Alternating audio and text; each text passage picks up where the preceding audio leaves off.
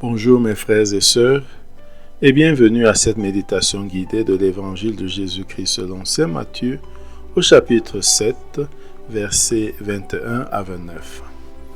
En ce temps-là, Jésus disait à ses disciples, « Ce n'est pas en me disant « Seigneur, Seigneur » qu'on entrera dans le royaume des cieux, mais c'est en faisant la volonté de mon Père qui est aux cieux. » Ce jour-là, beaucoup me diront, « Seigneur, Seigneur, n'est-ce pas en ton nom que nous avons prophétisé, en ton nom que nous avons expulsé les démons, en ton nom que nous avons fait beaucoup de miracles? » Alors je leur déclarerai, « Je ne vous ai jamais connus. Écartez-vous de moi, vous qui commettez le mal. » Ainsi celui qui entend les paroles que je dis là et les met en pratique est comparable à un homme prévoyant qui a construit sa maison sur le roc. La pluie est tombée, les torrents ont dévalé, les vents ont soufflé et se sont abattus sur cette maison. La maison ne s'est pas écroulée car elle était fondée sur le roc. Et celui qui entend de moi ces paroles sans les mettre en pratique est comparable à un homme insensé qui a construit sa maison sur le sable. La pluie est tombée, les torrents ont dévalé, les vents ont soufflé, ils sont venus battre cette maison.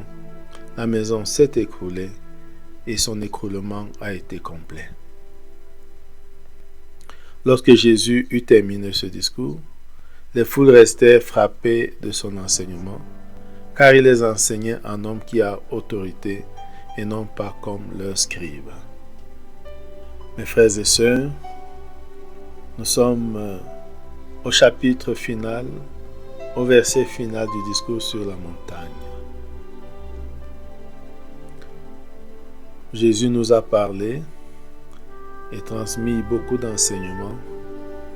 À la fin de son discours, il nous invite à mettre tous ces enseignements en pratique pour entrer dans la vie éternelle, dans le royaume des cieux.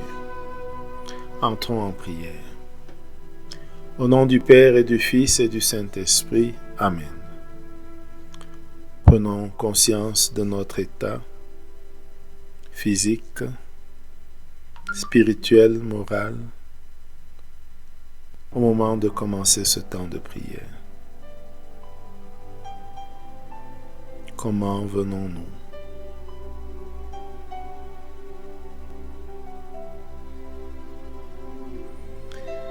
Prenons conscience de la présence de Dieu.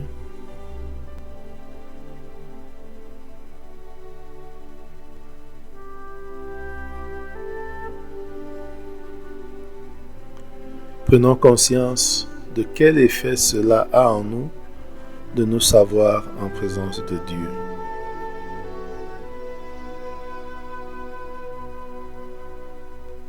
Invoquons l'Esprit Saint pour qu'il nous guide et nous accompagne tout au long de ce temps de prière. Disons 3 fois, « Viens Esprit Saint ».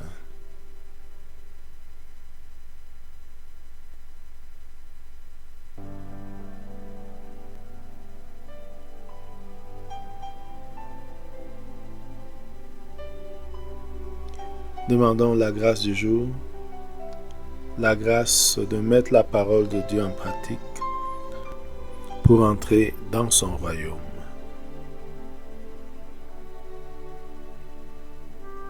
Maintenant, composons le lieu.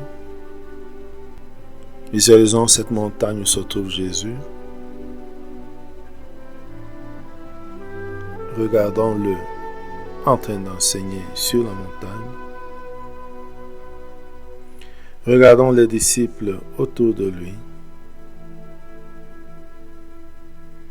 Regardons-nous au milieu de ses disciples.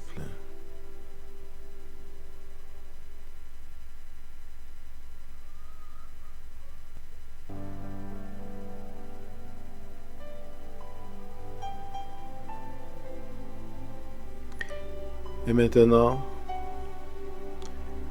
écoutons ce qu'il nous dit. Regardons et écoutons Jésus. Ce n'est pas en me disant « Seigneur, Seigneur » qu'on entrera dans le royaume des cieux, mais en faisant la volonté de mon Père qui est aux cieux. Visualisons cela, imaginons cela. Les uns qui disent Seigneur, Seigneur, qui parlent, et d'autres qui mettent en pratique la volonté de Dieu. Considérons ceux qui mettent en pratique la volonté de Dieu.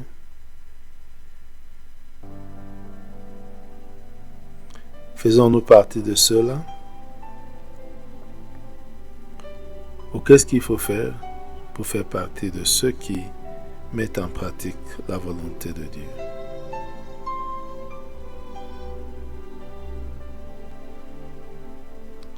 De nouveau, regardons Jésus et écoutons-le.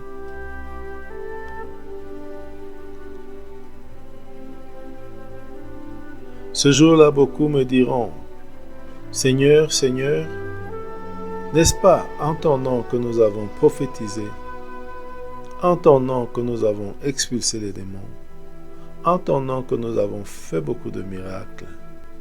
Alors je leur déclarerai, je ne vous ai jamais connus, écartez-vous de moi, vous qui commettez le mal. Visualisons cette scène de ces personnes qui appellent Jésus et lui rappellent qu'ils ont fait beaucoup de prodiges en son nom.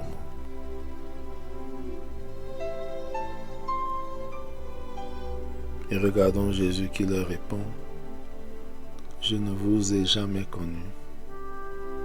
Écartez-vous de moi, vous qui commettez le mal. » Méditons cette image assez surprenante. Ainsi donc peut-on accomplir des miracles au nom de Jésus? Peut-on prophétiser au nom de Jésus?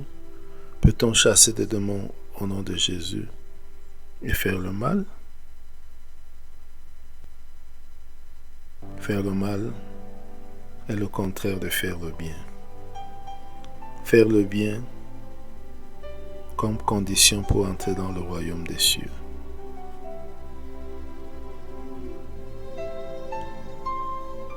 Je m'examine pour voir si je fais le mal ou je fais le bien.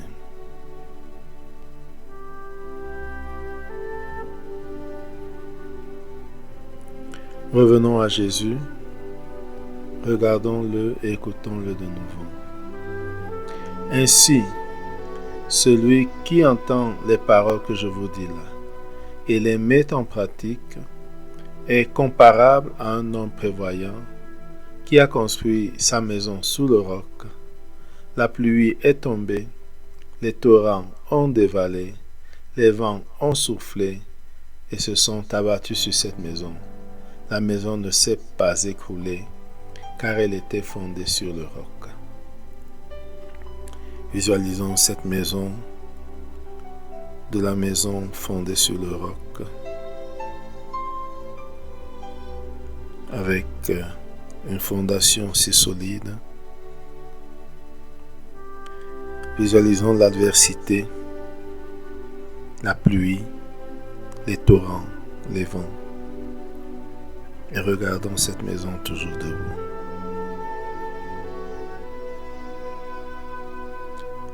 Celui qui entend mes paroles et les met en pratique est comparable à un homme prévoyant qui a construit sa maison sur le roc. Je peux m'examiner. Est-ce que je mets en pratique la parole de Jésus?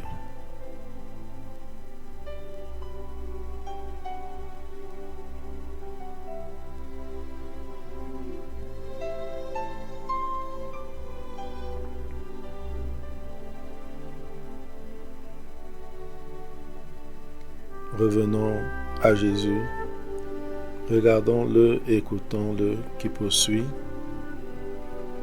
Et celui qui entend de moi ces paroles sans les mettre en pratique est comparable à un homme insensé qui a construit sa maison sur le sable.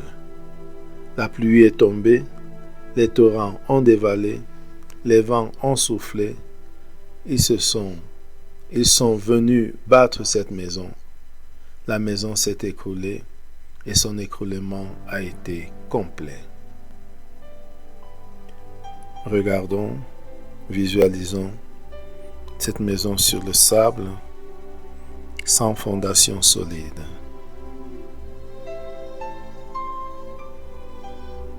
Regardons la pluie qui tombe, les torrents qui dévalent, le vent qui souffle, et voyons cette maison s'écrouler et complètement disparaître.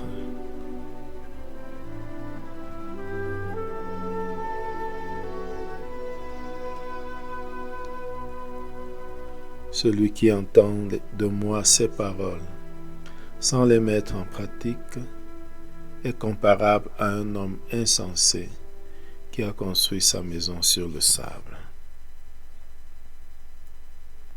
Je m'examine.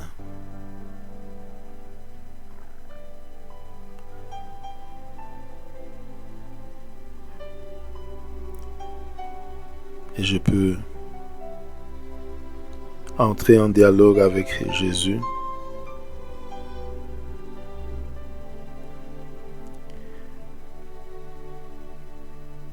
sur ce qu'il vient de dire et sur ce qui me rejoint.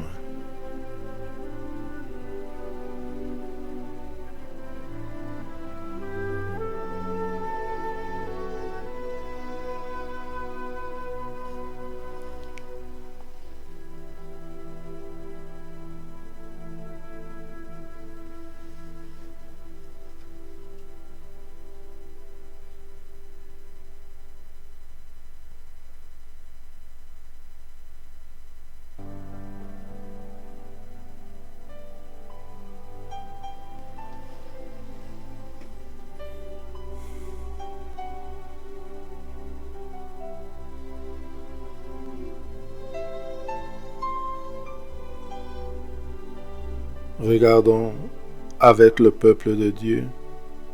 Regardons avec les autres disciples Jésus. Ressentons l'autorité dans ce qu'il vient de nous dire. Et adorons le Père, le Fils et le Saint-Esprit en disant: Gloire au Père et au Fils et au Saint-Esprit, comme il était au commencement, maintenant et toujours, dans les siècles des siècles. Amen. Au nom du Père et du Fils et du Saint-Esprit. Amen. Bonne journée.